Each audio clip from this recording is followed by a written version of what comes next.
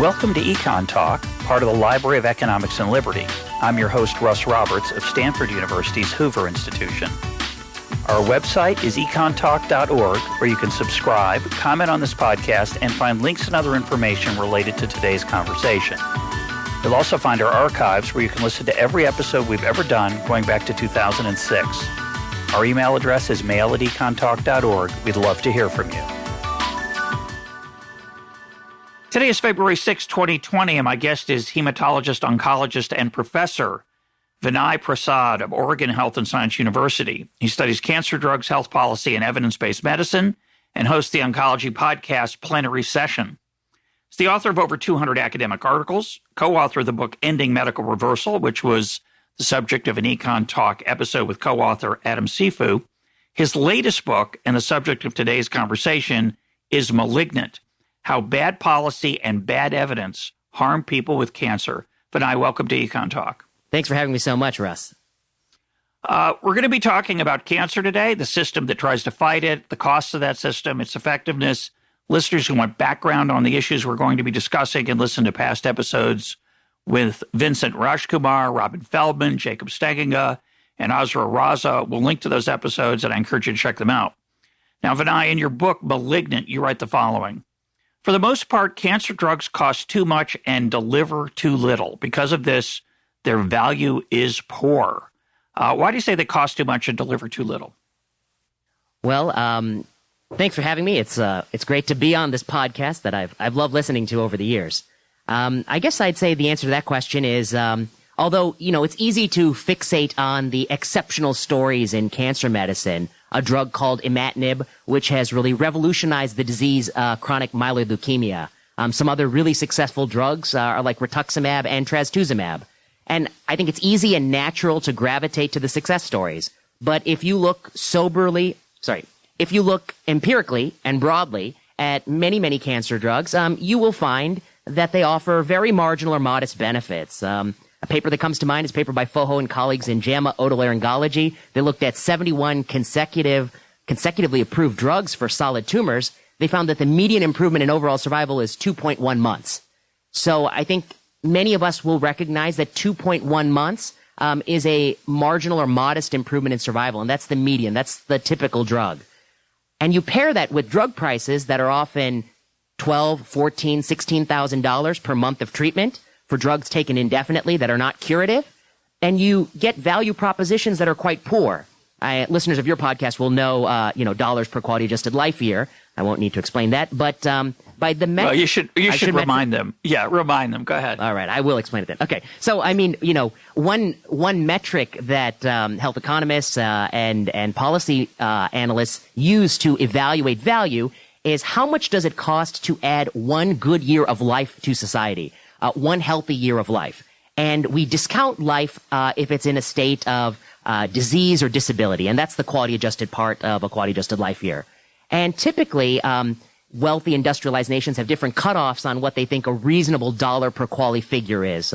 Maybe the UK, they'd say something like $60,000, $70,000 per quality is the ceiling of what we think is cost effective. In our country, I think there's some, persuasive economists who argue it should be as high as maybe $200,000 or $250,000. But that's kind of the upper limit is what we see people endorse. But in cancer medicine, because our drugs offer such marginal benefits in ideal settings, and they cost so much, we see dollars per quality that approach $1 million. Regorafenib is $900,000 per quality adjusted life year for colon cancer.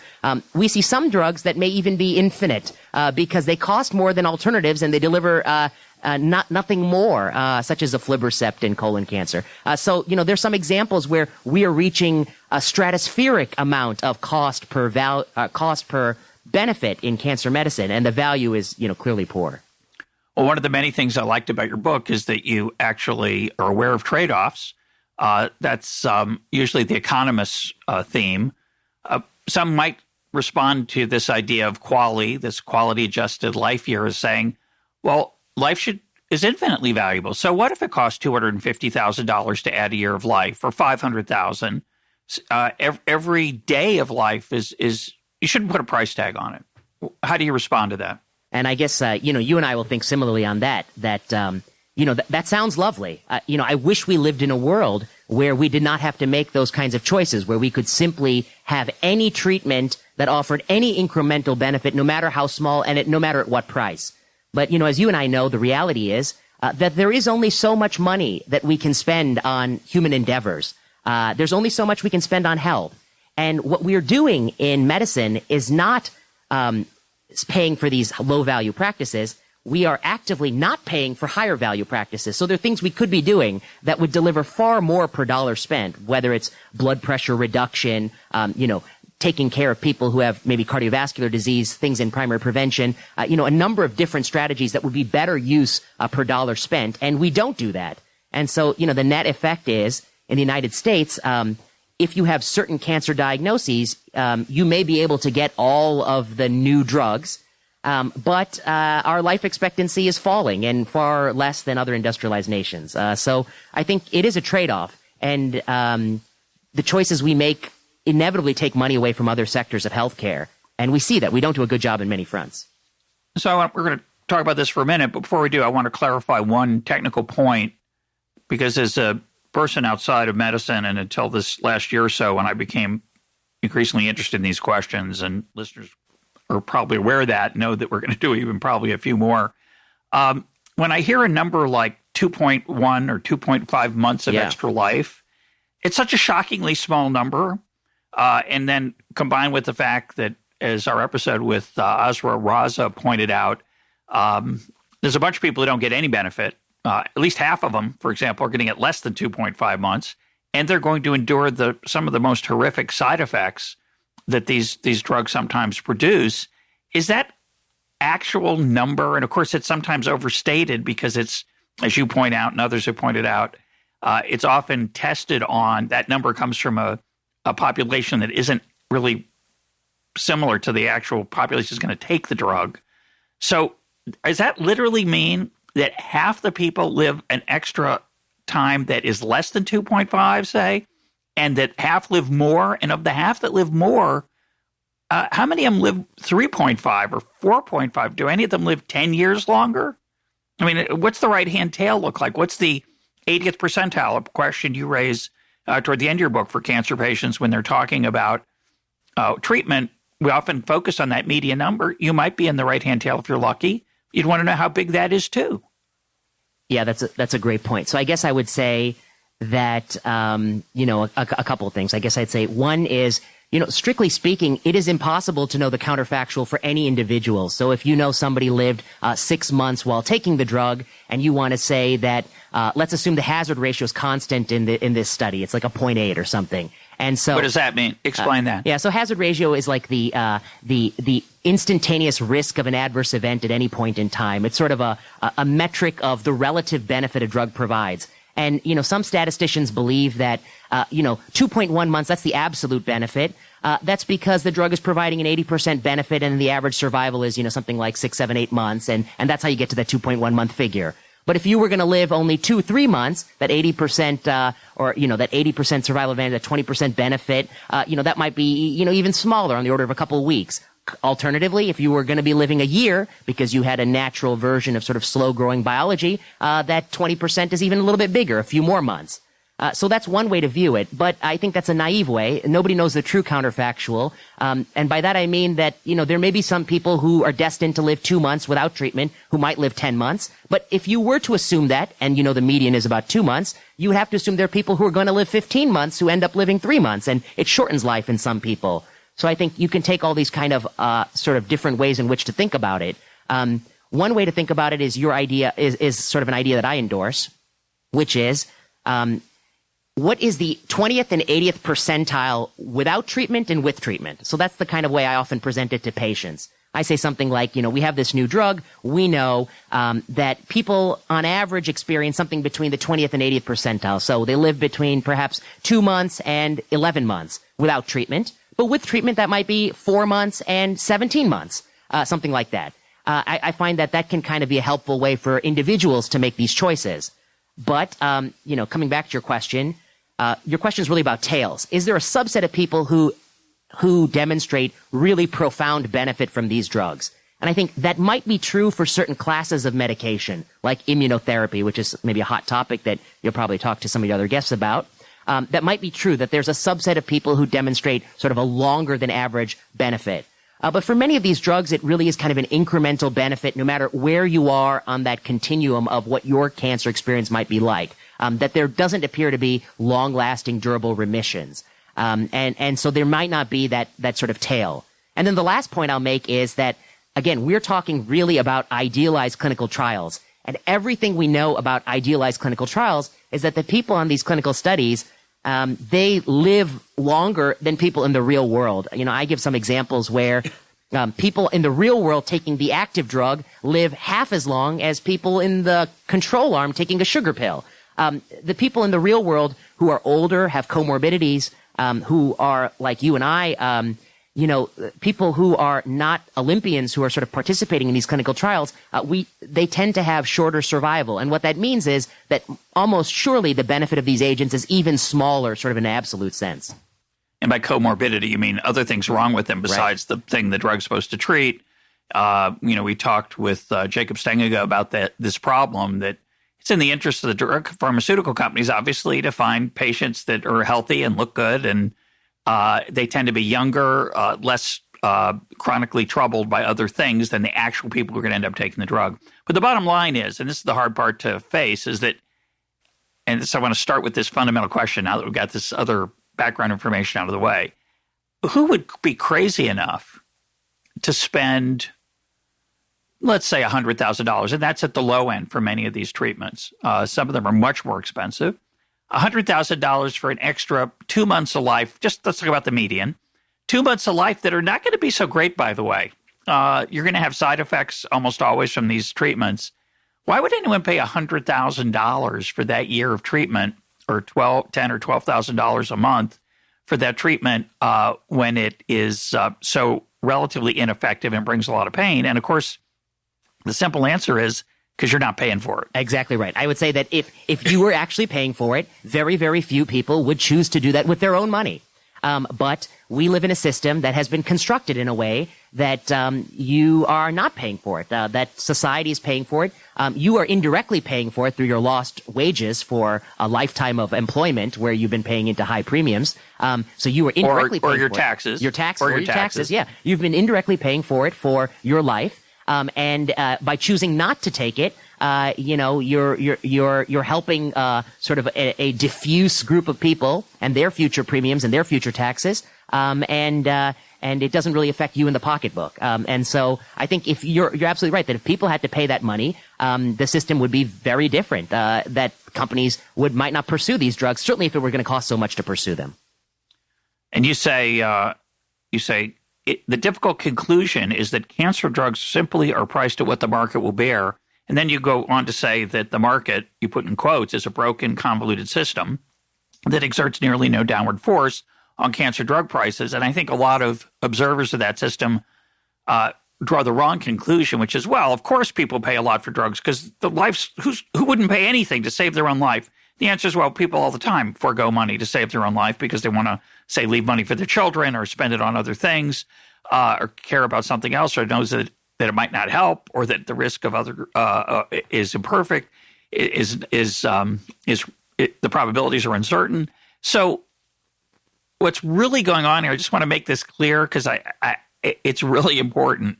It's not a market. It's not a market not just because these are often monopolists through the patent system. That would be fine. That would be a great thing. Yes. That would be. It would be fine to give companies who discover wonderful things the chance to charge, quote, what the market will bear. But it's really what the political system will bear in many cases, or our convoluted insurance company, pharmacy benefit manager, subsidized through the tax system, employee benefit system, which is also messed up. But the point is, here's the part that I've asked this question before. I just want to make this clear because it's so shocking. It's really whatever they think they can get away with. And we sometimes think that's what the market will bear, but there's sort of a social contract or norm or weird thing that, well, since we're curing cancer, we can charge a lot and we'll set a price that Medicare will kind of swallow. And of course, Medicare is not allowed by law to negotiate that price. So it just gets paid. Yeah. I think you're hitting the nail on the head. I mean, just to kind of push on the fact that this is not a market. It's not a market that you're familiar with as a market. It's not a market that I'm familiar with. To push on that, there are a couple of perverse policies in cancer medicine. One, Medicare has to pay for any approved cancer drug by the U.S. Food and Drug Administration. They must pay for it for the approved indication. They cannot negotiate the price. So nothing stops a company from coming tomorrow with an approved drug and saying it's going to be $2 million a pill. I think literally the only thing that stops them from doing that is the fact that they're going to be on 60 Minutes if they do that. Yeah, it's just social pressure. It's just social pressure. And once that price is established, let's say they start off at $100,000 a year for the drug, raising it 10, 20, 15% the second year, 4%, leaving it the same. There's no rhyme or reason for that other than what they think they can do without getting put on 60 Minutes. Right. The frog doesn't jump out of the pot when you heat the water slowly. And that's what they're doing. And in addition to this problem that every drug, approved has to be covered by Medicare, there's another bit of policy that people may not know, which is that many years ago, we allowed groups of experts who often are in financially conflicted relationships with drug companies to create registries of off-label drug use. And we have wedded Medicare to pay for off-label drug use as recommended by experts at certain levels of evidence. And Medicare here, too, cannot negotiate price, cannot say no. They must pay for these off-label uses of drugs. And that's yet another way in which the market is not a real market, where the payer cannot say no, even if the evidence is inconclusive, flimsy, uncertain, unsound, broken, flawed, as I detail throughout the book. Explain what you mean by off-label use, why that's a problem. Yeah, so I guess I want to say, I just want to point out that doctors do a lot of things off-label. It's not necessarily a problem to prescribe off-label. So what is on-label, off-label? On-label means you're prescribing the drug as the FDA said it ought to be used. So the drug's approved for a certain cancer with certain genetic mutation, maybe in a certain age group. You're prescribing it in that range. But inevitably, drugs are prescribed perhaps for people who might not fit that label, maybe in a disease that wasn't studied. And this is the so-called off-label use. And that's there's some good things about that, as you point out, because it means that something wonderful that maybe we didn't know about works, and let's do it. Yeah. And in fact, I would say that this idea that you need experts to recommend off-label use, that's also well-intentioned. Throughout most of cancer history, some of these drugs were older, cheaper, cytotoxic drugs off patent. There may not be a sponsoring company making a lot of money from these drugs, and there might not be an incentive to go through formal regulatory approval, which is a very costly process. And so the system that was well-intentioned, that works for older, cheaper drugs, kind of has been taken over by newer $100,000, $200,000 drugs that are extremely lucrative to the manufacturer. And what it has allowed is companies to get sizable market share from expert panels recommending the drug for off-label use. I guess I want to say one more thing. I like to say there's off-label use and then there's off-label use. There's off-label use that has a clinical study that kind of supports it, and then there's off-label use that really has nothing, anecdote, maybe a faith that it's going to work, and nothing more than that. And in medicine, we often drift to that latter off-label use, this kind of really kind of on a wing and a prayer use. And even some of that is codified in the guidelines that mandates Medicare to pay. And if you put all that together, that's the recipe for a non-functioning market. So I want to make a subtle point about this Medicare can't negotiate prices. I'm really glad on one level that Medicare can't negotiate price. I don't want the U.S. government deciding what the profitability of drug companies should be, at least in the abstract. Unfortunately, we don't live in the abstract. We live in a world where almost every other country, certainly all the rich countries, have negotiated prices with the drug companies. So what it means is that the United States taxpayer is mostly, there are some other contributors, but it's mostly the U.S. taxpayer, is funding innovation in drugs for people around the world. A lot of people, when I say that if we got rid of the profitability of U.S. drug companies, people say, well, but there's a lot of foreign companies. Yeah, they're profitable because they sell in our market that is relatively unconstrained, where they can charge our prices. I think in your book you point out, and I've seen a similar number, that about half of the world's pharmaceutical revenue is in the United States. Yep. Now, I don't know about profit. Profits might be even higher, but I'm not sure. It could be lower too. I don't know. But we're an enormous driver of innovation. That's glorious. that there's all this innovation. Some of it isn't worth it. A lot of it, that's the tragedy. And it shouldn't be happening. The only reason it's happening is because of this lack of feedback loops where people with skin in the game would normally say, well, that's not worth it. Instead, pharmaceutical companies, and God bless them, they're trying hard to solve cancer, and there's wonderful people in them, as I like to point out. But the current system allows them to put their hand in my pocket as a taxpayer to pay for the drugs at a price they decide, and only they decide, other than through this social pressure. And I know this sounds so bizarrely implausible that they just get to set the price at whatever they want. Again, not what the market will bear, what the taxpayer will bear, unaware that this is happening. It's just so. But I had want to to get ask that you a out of my question on system. this topic Yeah, that I wonder how you think about. There's an analysis in the last couple years, I think, by Peter Bach. It was a health affairs blog, and they looked at the difference the United States pays on drugs than the rest of the world. And there's a difference. We're paying more than I think the rest of the world put together. And the amount we pay more than the rest of the world is enough to fit the entire global R&D budget and then some. And so then their argument is that the premium we're paying in the U.S., it's more than enough to sustain all of the innovation globally. That's the argument. What do you think about that as an economist? Well, I think it's an interesting question. There is, always there are two kinds of errors you can make. You can produce too much of something and too little. We have made the mistake in the United States of, I think, providing too much. Seems impossible, but I think we provide too much innovation, both in pharmaceuticals and in medical devices, because as you point out, and as you point out in your book, and as you pointed out a minute ago, once something is considered the standard of care and is efficacious according to the FDA, Medicare is going to pay for it. And so that's a mistake. That's just, to my mind, a fundamental policy error.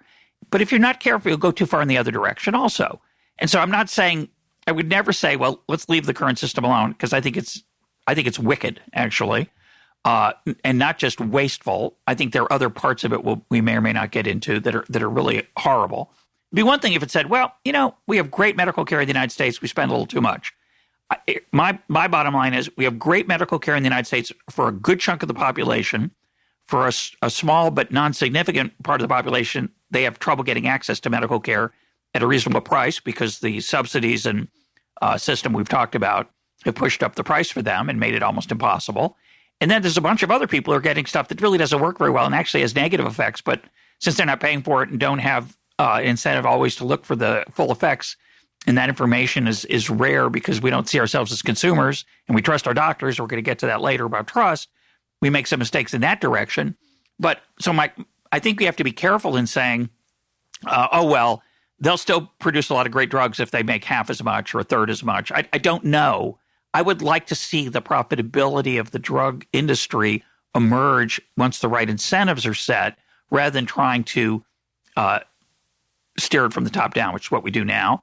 And when we do that, of course, the pharmaceutical industry has a lot of say in it through the political process, which is a separate problem. But maybe we'll get to that later. Yeah, I guess on this topic, I would just say one thing, which is that, my criticism here is, and I hope I try to persuade the reader through the book, is that it's my view that some of these drugs, it's not just that they're marginal. I actually think that they're ineffective, that they really don't work. And I think that they're marginal only in the contrived way you've studied them, against a control arm that's not the standard of care, with a design that's flawed in many respects. They're marginal in that setting, in a population that's not typical, but they're actually probably ineffective in the real setting. And what I would like to see, kind of along the lines of what you'd like to see, is I'd like to see the incentivize people to make drugs that help people with cancer in the U.S. And that's what, that's what I think the goal is. Woohoo! Yeah, that would be good. It's weird that that's not the goal now. And having said that, I like to always mention I have friends in the pharmaceutical industry.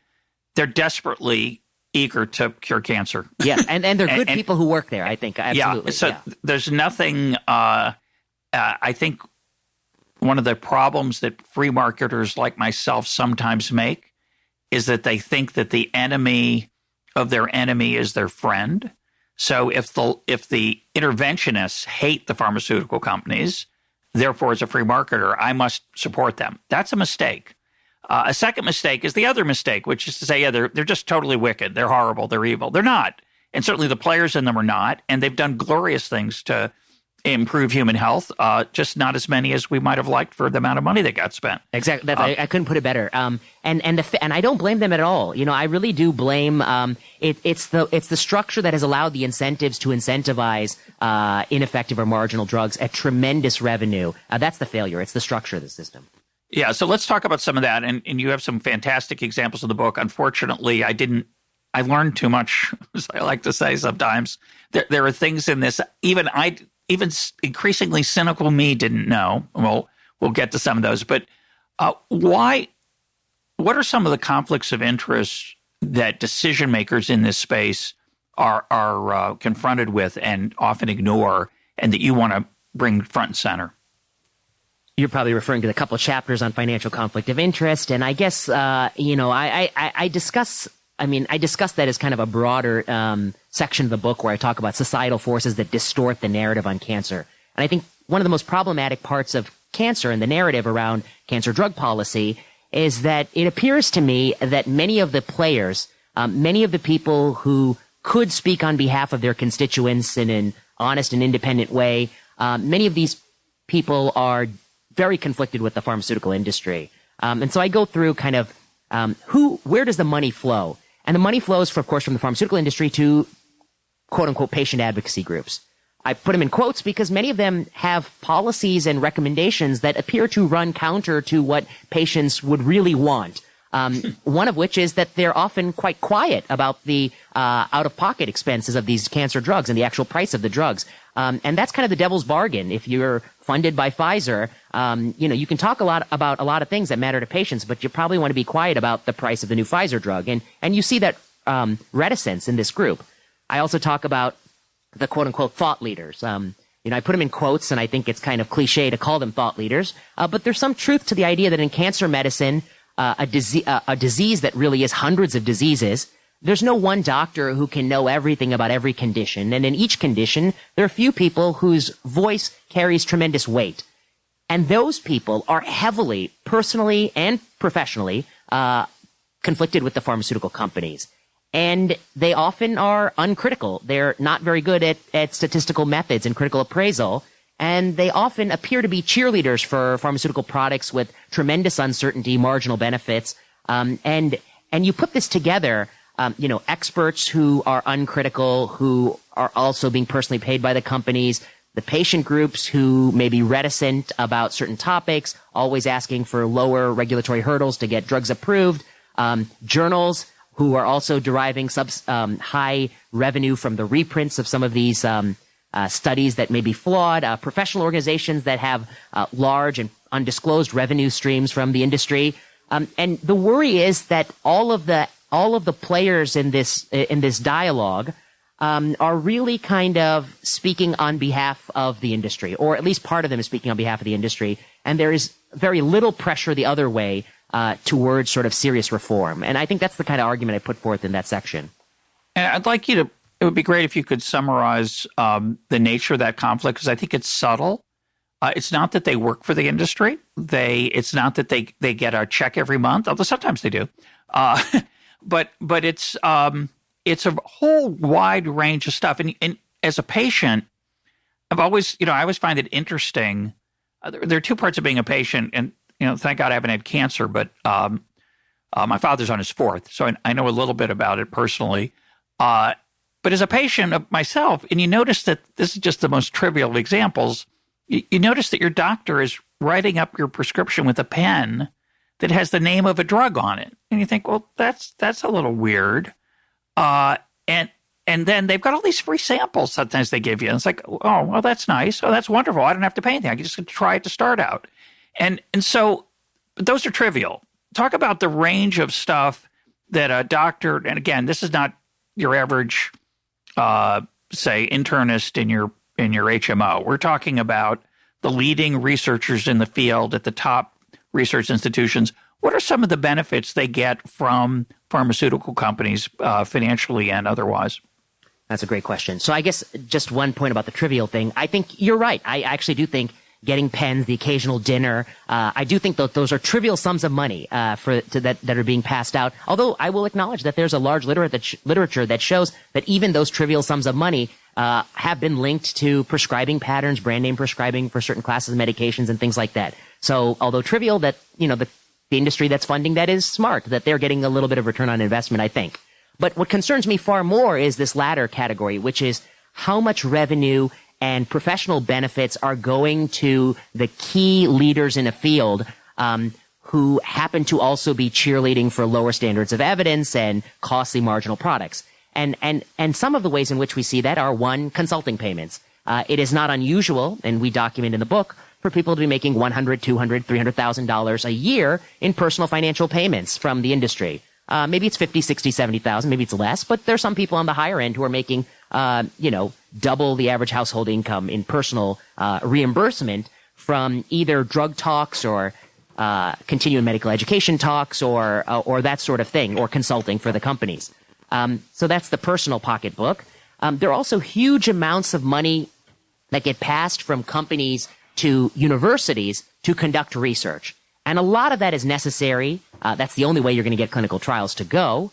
But we cannot discount the fact that many of this funding has significant slush on the top. That the actual cost of doing the research may be much less than what the institution is collecting from the company. And that leftover money often can get recycled in institutions, so that leaders who run certain groups that are very prominent, they may build up war chests of tens of millions of dollars of funding, which can fuel their laboratories, lead to them hiring staff, have luxurious business class travel when they go places, have a slew of assistants. It makes life more comfortable for the academic. And then the final thing is the companies have access to incredible statisticians and writers.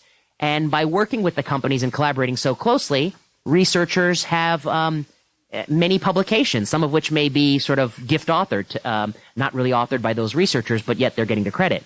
And these are the kind of ways in which academics benefit greatly from working with drug companies, I think. You just got to have a little footnote. We'll come back to this, but this idea that they have people writing their papers for them, I didn't know about this. Explain what that is. That's nuts.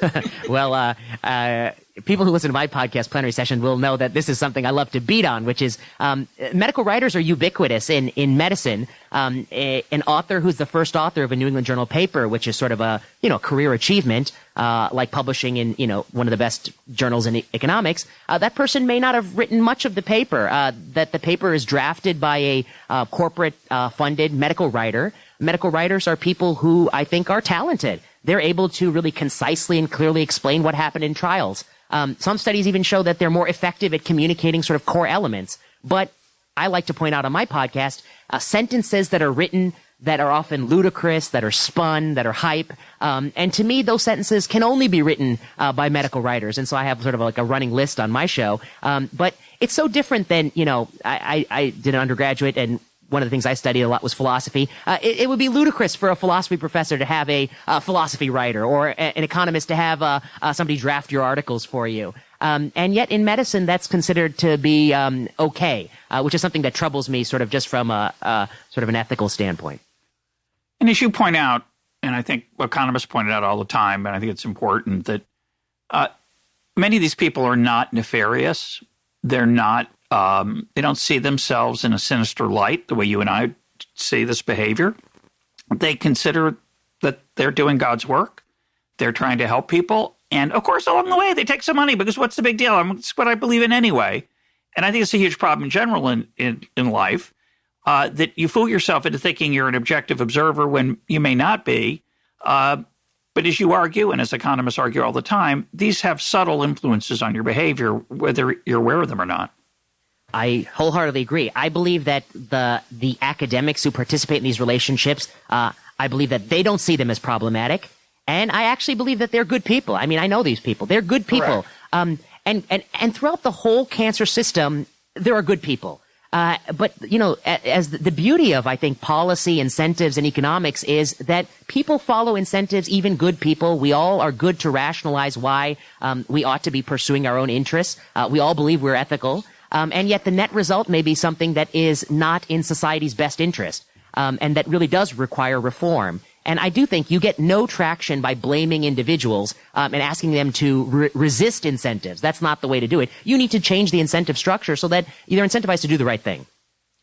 Well said. Very reminiscent of Milton Friedman's point that the goal of good politics, if we want good policies, we don't want to have a system that requires good people to do the right thing. We want to have a system that encourages bad people to do the right thing. Well put. Yeah. Because we're not going to reliably find good people all the time, and those incentives will work on them even if they are good people.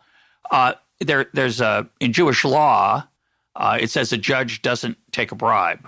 And I think the idea of a judge taking a bribe, which I think you referenced something like that in your book, it's despicable. We wouldn't say, oh, well, he's not going to – it's only a small amount. He probably won't use that in determining his verdict if one of the parties to the case is bribing the judge. No, it's unacceptable. It's immoral. It is unethical. So I think there's an incredible problem that's happened in all kinds of economic life. And I don't want to pretend that economists don't have a similar problem. I work for a think tank, which has an agenda. I have lots of liberty in that think tank, but I assume under some influence from that. I'm not a freelancer. It makes some kind of difference, and you should take everything I say, of course, with a grain of salt. And yet doctors, we like to think, well, they're pure humanitarians. And I think it reminds me, I recently interviewed, I think it's probably going to air before this, our conversation, Vinay, so I think it's probably already out there. I interviewed Yuval Levin about his book, A Time to Build. And he talks about the loss of trust in institutions.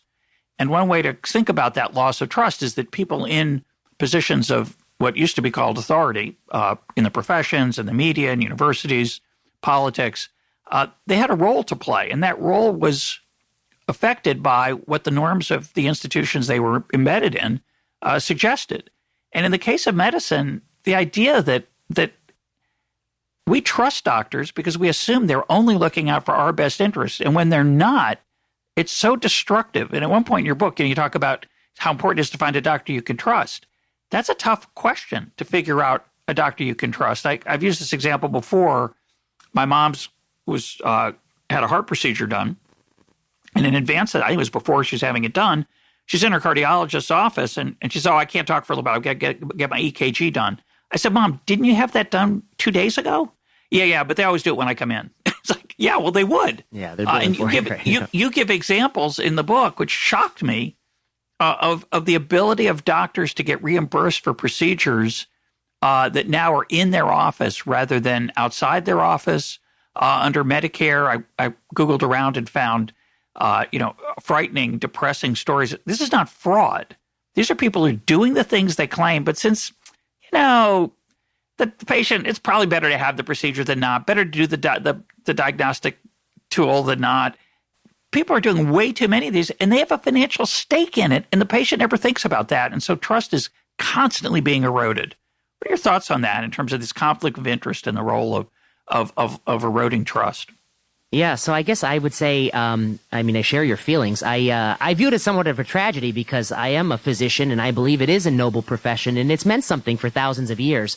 And survey after survey consistently shows physicians are still, although slightly diminished than prior surveys, we're still on the top of trusted professions, and I want to keep us there.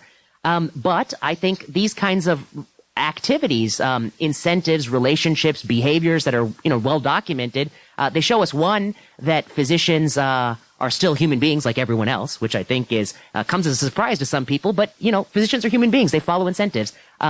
And they rationalize why they're doing what they're doing. Two, I think it really is a call to arms for us to consider reforming some of these things.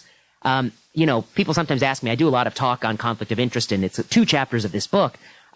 People ask me, like, would you ban it? Would you come up with these kind of harsh punishments for conflict of interest? I actually wouldn't ban it. I would incentivize people not to have it. I think in 2020, the reality is, you will have a more successful career if you engage in these financial ties to pharmaceutical industry. I think we need to create a system where you can have a more successful career if you don't. And that might mean that there's some opportunities in academic medicine that exist only for non-conflicted people, such as one would be to serve on one of these guidelines that decides recommended off-label use. Perhaps that should be restricted to non-conflicted physicians. Perhaps the writing of editorials and review articles should be restricted in that way. And these would both be sort of badges or coins that are only given to people who avoid conflict. And I think we have to incentivize people to avoid it as well. That's the real solution. And of course, the problem with that is that, as I talked with Yuval Levin about, the institutions themselves are made up of human beings. The people who lead those institutions tend to suffer from groupthink. They benefit from the system themselves.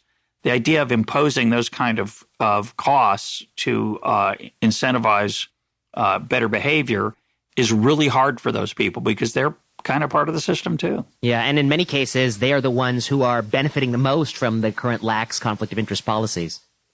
But one thing you said stuck in my mind, which was the courtroom analogy. And, in the book, in a couple of the chapters, I talk about something that is a lot like a courtroom, which is the Drug Advisory Committee meeting of the U.S. Food and Drug Administration.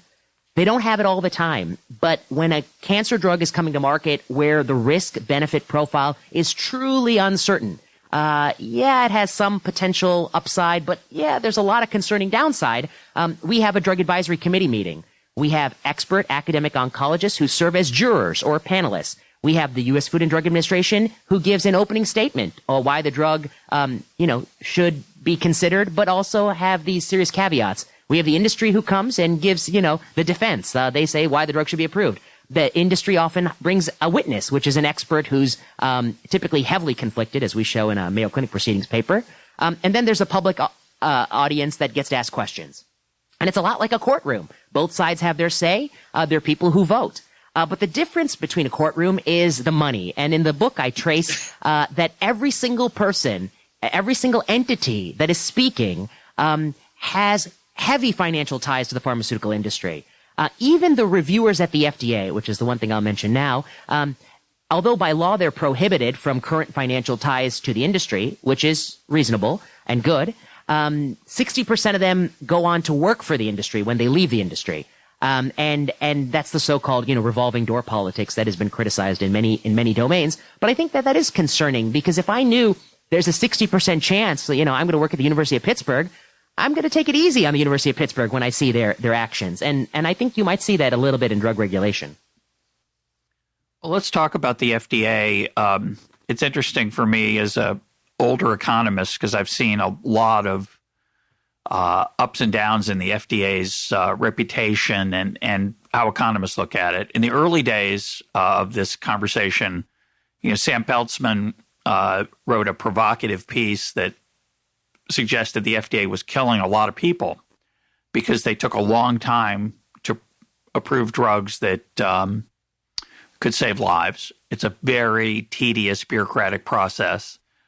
It's very time consuming. And in response to that, the FDA and other political pressures, the FDA has things like accelerated approval, and there are people allowed to take drugs as part of trials if they're near death. So that there's been some improvement in that. The irony is I think and it's hard for me to say this as a former TA for Sam Peltzman, but I feel we've gone in the other direction as well. The FDA approves almost everything, these things that have very marginal benefits, and I think their response would be, well, it's not our job. Our job isn't to decide whether things are worthwhile. Our job is just to figure out whether it works at all, whether it's harmful, how harmful. It just has to be, safe and efficacious. The problem with that, of course, is that they're embedded in a system where their stamp of approval means that pharmaceutical company gets to put their hand in my pocket as a taxpayer. Exactly, right. So one of the challenges then, again, it's an interlocking system. You don't really want the FDA to go rogue and decide whatever they want.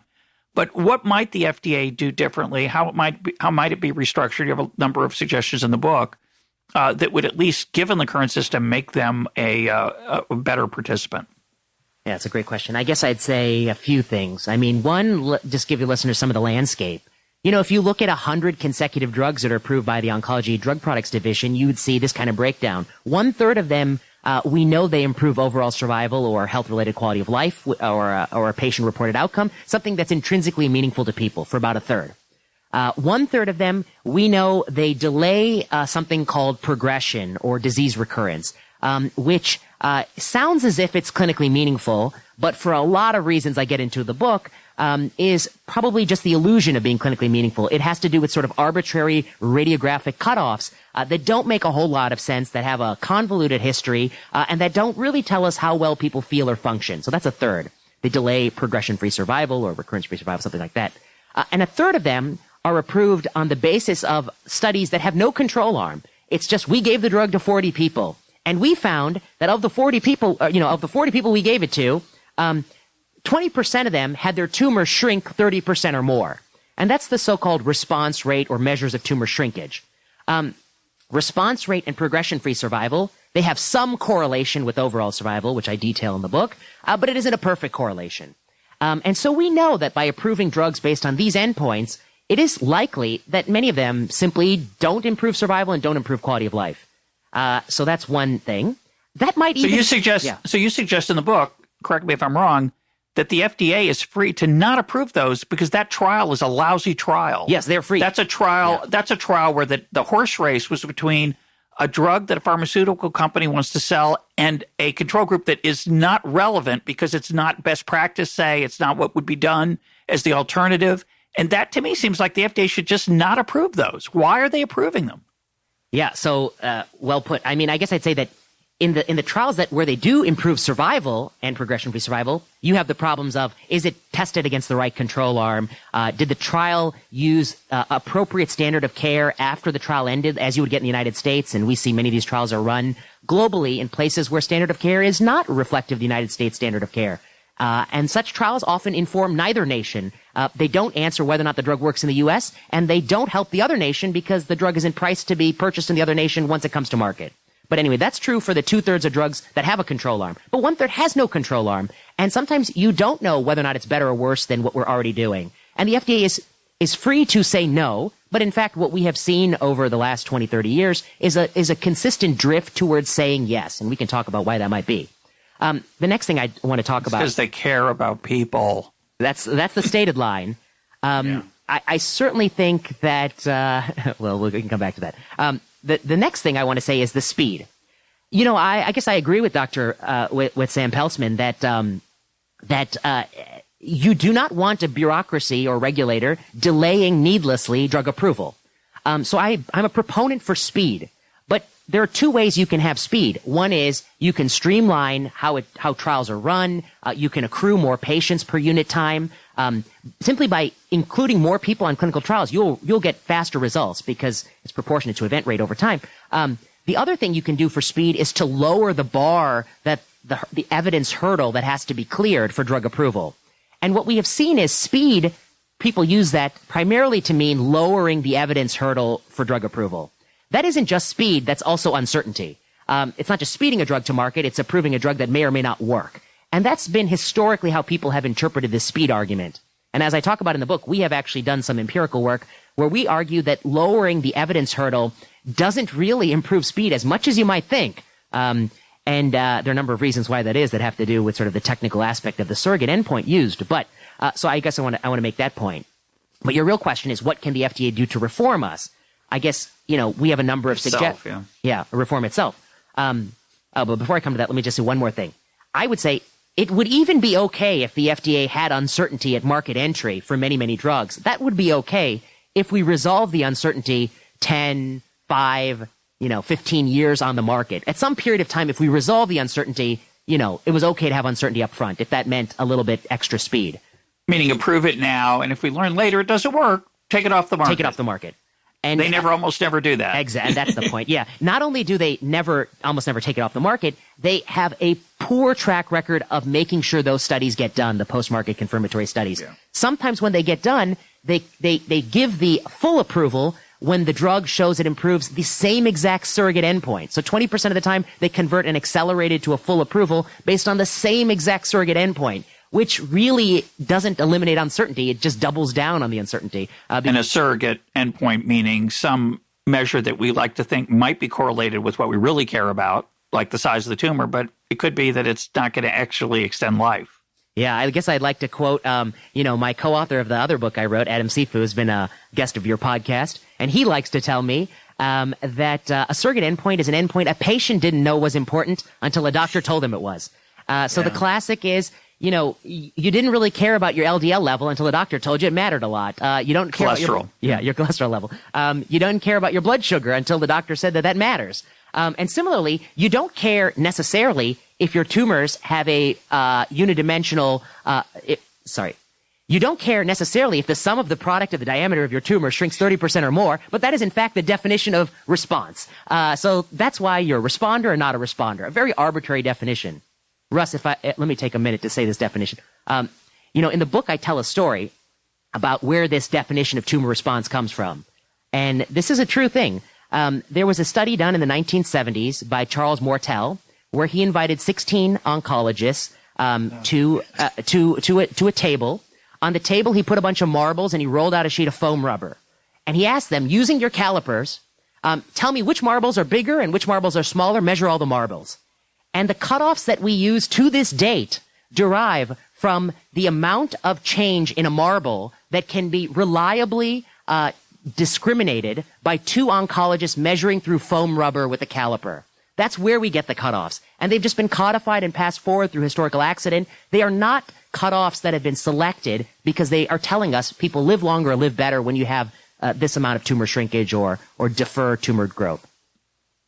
Another example of this point, which is one you've written about eloquently on Twitter, and I recommend for those listeners who are on Twitter to follow Vinay. He's a great player on Twitter. He's funny and insightful and wise. And one of your themes on Twitter is the failure of screening, something we've talked about a lot on the program as well. What could be wrong with figuring out whether you've got a tumor or not? And the answer is, of course, is that, if it doesn't kill you, all it does is invite tests and interventions that are actually bad for you. And so sometimes it's better not to know. It's better to make a different kind of mistake. And I think this point about surrogates is really important because often, tragically, it's all we have to look at progress. But we really do have to care about what the ultimate effect is of that surrogate endpoint to see if it's a good surrogate or not. Now, one of the suggestions you make in the book is that the FDA, that the clinical trial system is not very healthy. It's not very good. And in particular, one of the problems is that it's done by the companies with an incentive to have certain outcomes, the pharmaceutical companies themselves. It's a very common example of how the political process does something that's really not a very good idea, but it has political incentive. So we could, as taxpayers, pay for those trials, but instead we've imposed the cost, and I say imposed in quotes, we've pretended to impose the cost on the pharmaceutical companies. Of course, we may end up paying for that indirectly in the price of the drug. It's not free. But as a result of them doing the trials, they have a lot of control over things. And we're not talking about fraud here, although that does happen, but rarely. We're really talking about some of the shenanigans that you can play with some of the factors we've already talked about, the population you do the testing on. You can do multiple trials, which is basically a form of p-hacking. That is a way of hoping that a result comes out that might end up being random, but doesn't look random because you've done a bunch of them. And all that stuff is just seems to me to be very poorly monitored by the current FDA system. And you suggest that we should get someone else to pay for it and be in charge of it. Yeah, I guess I would say that one of the final arguments in the book is that we take for granted that the company that develops the product is the company that designs, conducts, analyzes, reports the registration trial, the trial that tests fundamental efficacy. We take that for granted because that's the way it's always been. But it doesn't necessarily need to be that way. And I hope in the course of the book, I give you enough reason to fear that anything short of that won't really reform the problem. And I guess what I'd say is that, if the difference between a p-value of 0.049 and 0.051 is $10 billion in expected earned revenue, that's the incentive difference for the company. That even within all of the rules of clinical trials, you will do everything you can to win. Whether that's pick something to go up against that is the absolute weakest drug, whether that's run your trial in a setting where when people progress, their disease gets worse on therapy. They may be in a setting where there's no further therapy, so that might exaggerate any differences observed within the trial, but also make it not really reflective of what would have happened in the United States. Whether it's run trial in populations that are younger and healthier than average patients, whether it's gaming drug dosing. So one of the things I talk about in the epilogue is trials where the starting dose was equivalent, but dose reductions were skewed so that the competitor drug was penalized at every dose reduction. I mean, there's so many ways in which you can kind of put a thumb on the scale of a clinical trial, and companies will do so as long as it's not explicitly prohibited. At the same time, when companies seek drug approval, they go to the FDA with a user fee, which has been codified into law of usually a couple $1 million, and the results of the clinical trial. And they say, ask the FDA to go through the results of this clinical trial, take our money, and to decide whether or not the drug warrants approval. The solution that I proposed is that you go to the FDA with your drug, and you say, I'll give you access to, X amount of units of my drug. I'll manufacture it for you. Here's all my preclinical data. I know my drug works well in triple-negative breast cancer, for instance. I know it has a lot of activity there. And instead of $2 million, I'm going to give you $32 million or $52 million. And what I want you to do, or the FDA or a third-party impartial agency, is you design the control arm, the clinical trial, the population, the post-protocol therapy. You design all that, and you run the trial through the same, perhaps, contract research organization. And then what happens is the moment the DSMB calls you and says this trial is successful, you approve the drug. You don't even need a review on the back end because you've already signed off on the protocol. It's a form of pre-registration. Yes. The way we talk about sometimes in academic work, that rather than letting somebody run the 1,000 regressions, statistical analyses until they find one that happens to by chance be correlated with what they want to prove, instead you have to say in advance what you're going to run, and if it doesn't come out, you're done. Exactly right. And you get the FDA to pre-register the statistical plan that they will agree is a favorable risk-benefit profile. And then the moment the trial is halted, that's it. It's approved. It's on the market the next day. That, to me, I think would actually even save time. It has the potential to save a year of time that's typically lost in regulatory consideration. It also has the advantage of removing the conflicted party from the design and conduct of the clinical trial. A couple of years ago, John Ioannidis, who's been on your podcast, Adam Sifujan and I wrote a paper in JAMA where we said that, asking the sponsor to design and conduct their own study is like asking the painter to judge the painting contest for which they've submitted a piece of artwork. The temptation to game the system, put a thumb on the scale, is too hard to resist. And I think the only definitive solution to, what I discuss in the third part of the book, which is all the problems in cancer clinical trials, is to remove the conflicted players from the design and conduct. So there are obviously issues there. I mean, I like that idea. One of the issues there is trying to decide which drug should get to that trial stage. What's the mechanism by which that third party is going to do the game? Of course, now all of a sudden they might be careless because they don't have skin in the game. It's not going to be a perfect system, but it might be an enormous improvement over the current one.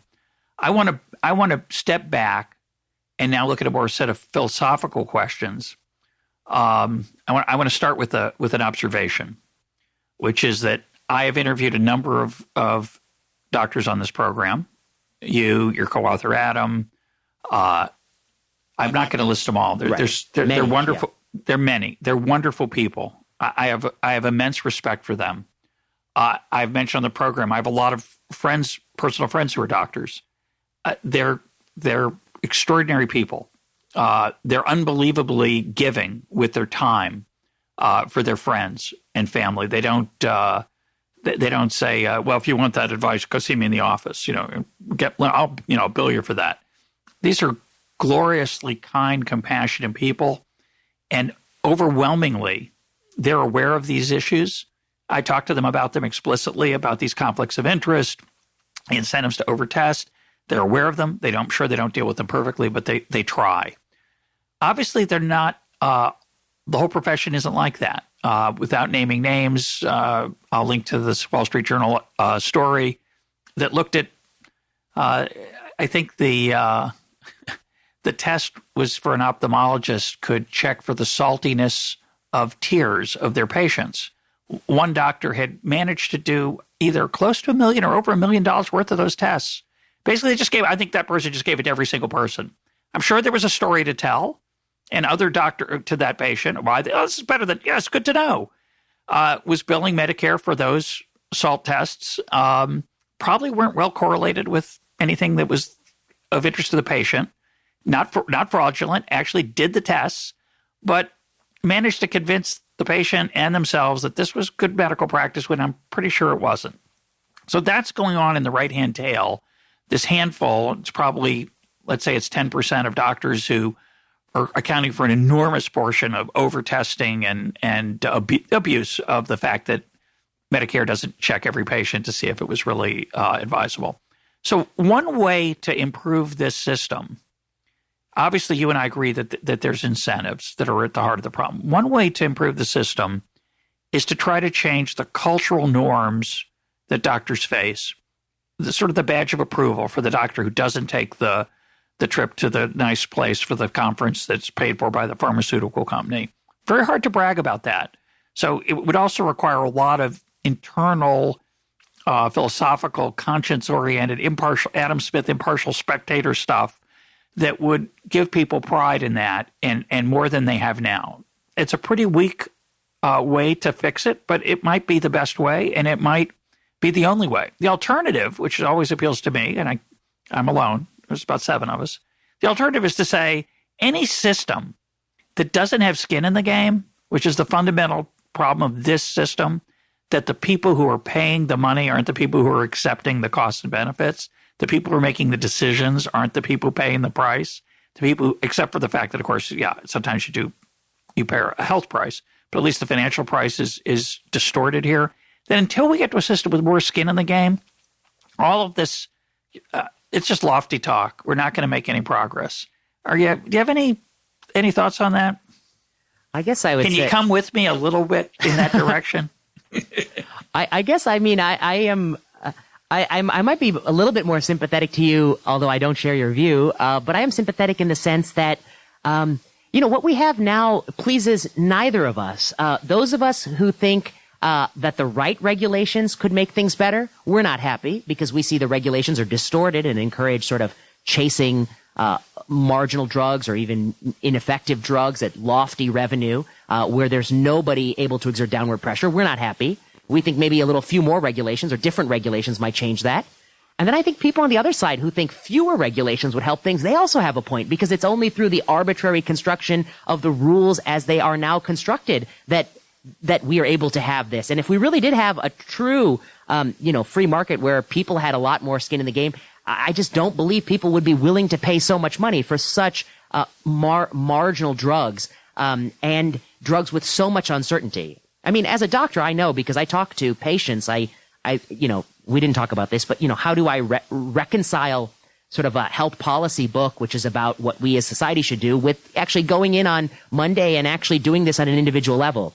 And the way to reconcile it is that, people need to be empowered to help make decisions that are fit their views and their lifestyle. And my goal is not that everyone makes the same decision about every drug that I have about that drug, but that they give all the information so I feel like I'm as honest as I can be. And if they're willing to accept uncertainty, so be it. If I'm not willing to accept uncertainty, so be it. And if someone else isn't, so that, that's what I try to do in the office.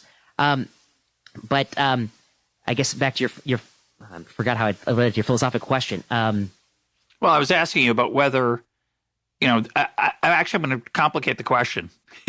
So let's think about 3 different ways to make the world a better place. One way is we take a lot of the implicit subsidies out of this market. Sure. That gives people the opportunity to distort the feedback loops in their own favor. That's what you'd like, right? That's what I want. I want to get skin in the game. Yeah. The second is say, well, we're stuck with this complicated system. Let's reform the FDA. Let's try to encourage. Actually, my second thing is let's try to encourage norms of behavior that are more attractive, despite the incentives. Right? Despite the incentives, let's encourage people to fight against those norms. To fight against those incentives. That's a little bit of a quixotic fantasy, but the third way, is change the policy and to hope that we can lobby and all that. I'm in favor of some of that, although part of the problem is if you fix one piece of it, you don't fix the whole thing. It's not clear you can really make it better.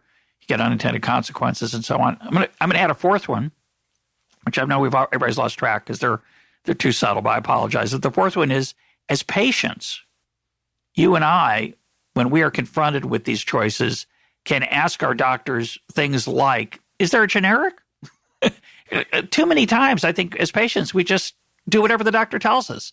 And that's changing somewhat through the internet. It's changing through an awareness that doctors have this conflict of interest. And when doctors tell me I need a test, I always ask, as you suggested we should do in the book, how's that going to change what we're going to do? And that's true for when I'm helping my parents who are in their late 80s navigate through this system. I've talked about my mom before. She's very uncomfortable asking a doctor for a second opinion. That's a problem. Yes, I agree. In a world of conflict of interest. In a world of conflict of interest, get that second opinion. Right. Ask what the drugs can actually achieve. Ask what the probability is if you do nothing. Now, don't always have an answer, of course, but ask. I guess I agree with the way you've outlined things. I mean, I think that the only thing that I would strongly vote against is the status quo. I hope that in the course of the book, I hope I've made the case for the policies that I've tried to put forth as why this would pull things in the right direction. But I think, one could consider fleshing out a sort of a big theory of how skin in the game might improve things. And, of course, the concerns there are, how do you actually do it in the setting of a really vulnerable population? Sure. Yeah. And so that's the challenge for the other view. Yeah, no, obviously, and for people who can't afford it, it's not a trivial problem. Ultimately, you have to subsidize something, almost certainly because of the fact that there will be people who can't afford the out-of-pocket costs, either through philanthropy or clinics that provides things at discounted prices. Even if the prices were lowered, much lower than they were currently, there'd still be people who couldn't afford every form of medicine and intervention that we might think is good for their health. So that is the challenge to my viewpoint. I just think it would be a much better system than we have now. We'd retain the incentives for innovation that's effective, get rid of the incentives for the innovations that's much less effective. Let's talk a little bit. It's a fascinating example in the book, and it's a common conversation I have related to this topic of policy change. The United Kingdom versus the U.S. in their cancer drug policy. A lot of people tell me, the United Kingdom and Europe and elsewhere, they live just as long as we do. In fact, they live longer and they spend less. Well, that's true. They're also not as fat. They don't drive as many cars. They don't own as many guns. When you correct for that, kind of live the same length of time. Maybe we even live a little longer, but we still spend way too much. So, but a lot of people will say, well, look at the UK. They're doing fine. They have some issues, though. Talk about the difference in how they treat cancer drugs. Fascinating.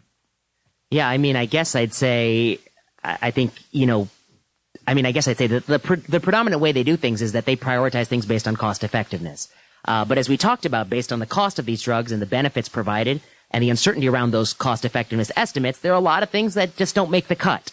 One of the things I talk about in the book was how, about a decade ago, they created something called the Cancer Drug Fund, which was a fund that was meant to bypass the traditional cost effectiveness, which was a fund of money because of political pressure, which is fascinating. Yeah, because despite the fact that some of these drugs probably are a bad idea, they gave in and said, yeah, okay. Right. They said that we're going to keep a special pot of money on the side, and we're going to pay for drugs that don't meet traditional cost effectiveness. To which the Lancet, I think, appropriately said, the moment they created such a fund, it's already intellectually bankrupt. Which is what it is, because it flies in the face of the entire idea that with what money you have, you ought to maximize health outcomes with what money you have. And it ran counter to that from the outset. So I think the challenge they faced was, of course, they ran that fund. It ballooned out of control. They ended up dissolving it.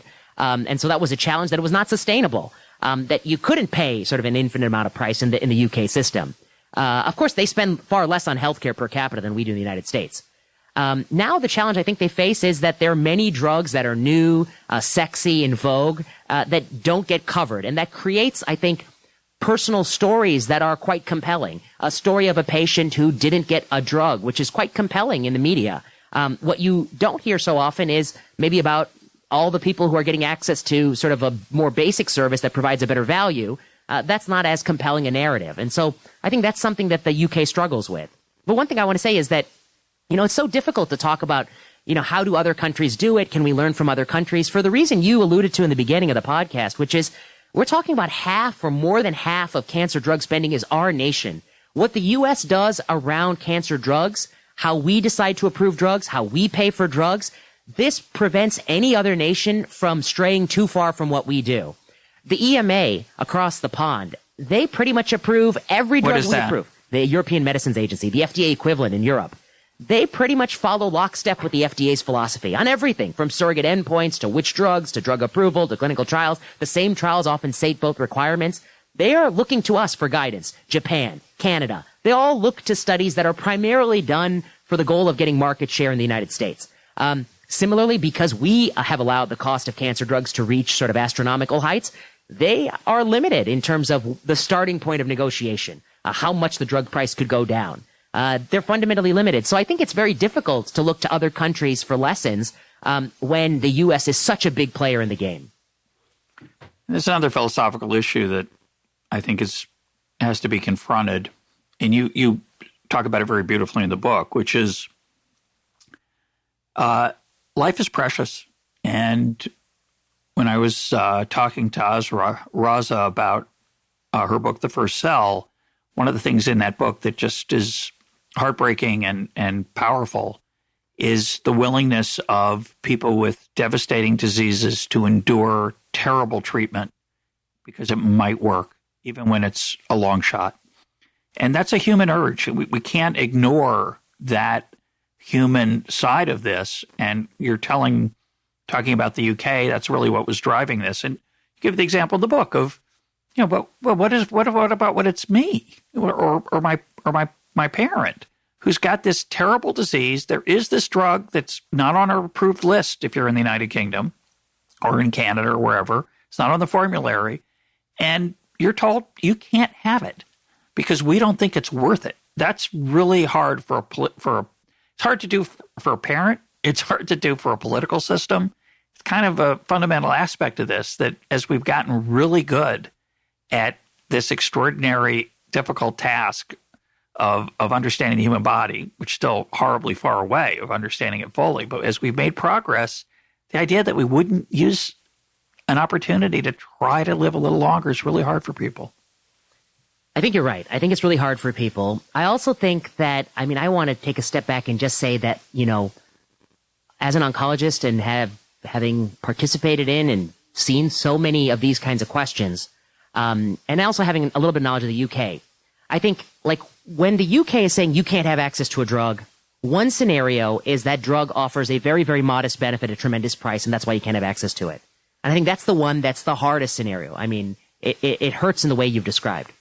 I think what is under-discussed is the fact that far more often the scenario is there's this new drug, and it's not that it has a modest benefit, it's that it actually might have no benefit at all, or the benefit is just so uncertain, and the toxicity is certain, and it's not pleasant, and it's horrible, and they're denying you access to that drug. And in those cases, I think, if people actually had perhaps a clearer understanding of what is known and not known about the drug, many people themselves might not want the drug. And I think that's, in part what the book is trying to educate, which is like, what do we know about this drug and what don't we know about this drug?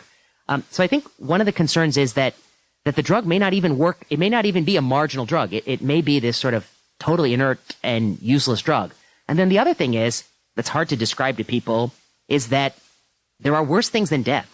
And I think it's painful to have to say, but there are people who die from taking experimental drugs or drugs with uncertainty that die worse than they would die if they didn't take the drug.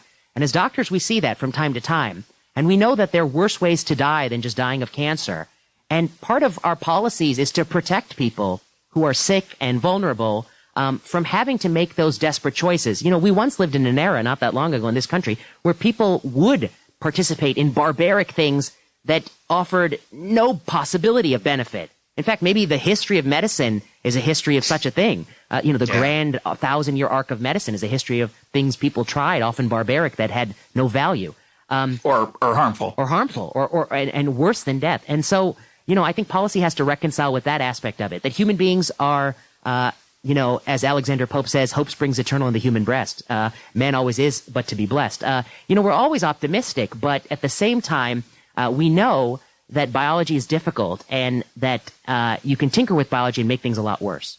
One of my hopes is that by talking about these issues and I think sensitizing people who listen to the role of probability in these types of situations is helpful in changing the culture of medicine, as I think Eric Topol has talked about, people taking charge of their own medical information in this digital era, and I think that's really important, that we as consumers be aware that just because something's FDA approved doesn't mean it's a good idea to put it in your body.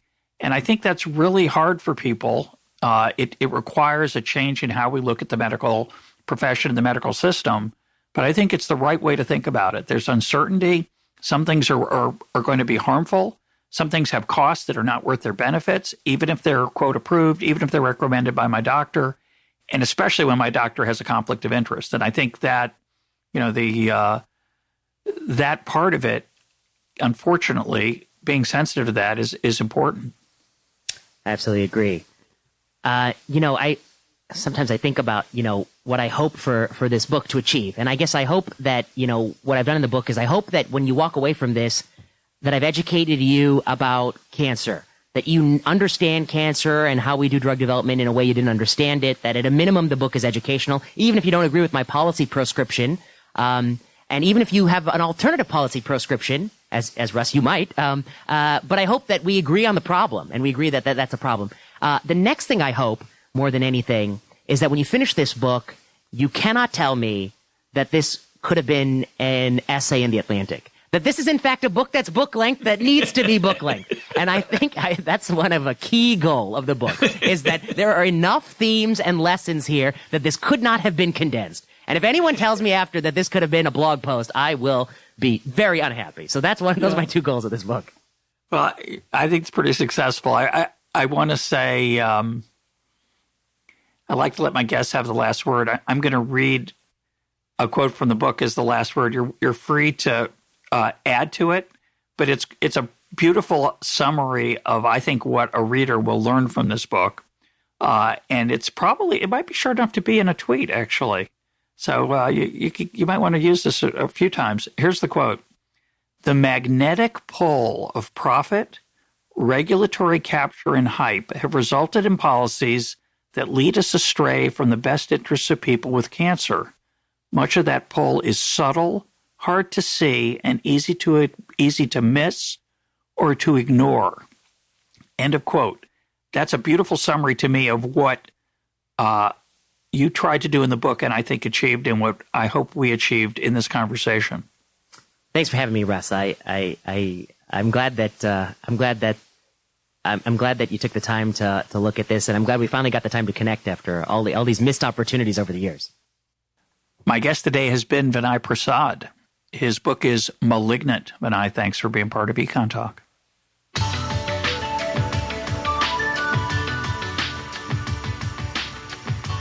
This is EconTalk, part of the Library of Economics and Liberty. For more EconTalk, go to econtalk.org, where you can also comment on today's podcast and find links and readings related to today's conversation. The sound engineer for EconTalk is Rich Goyette. I'm your host, Russ Roberts. Thanks for listening. Talk to you on Monday.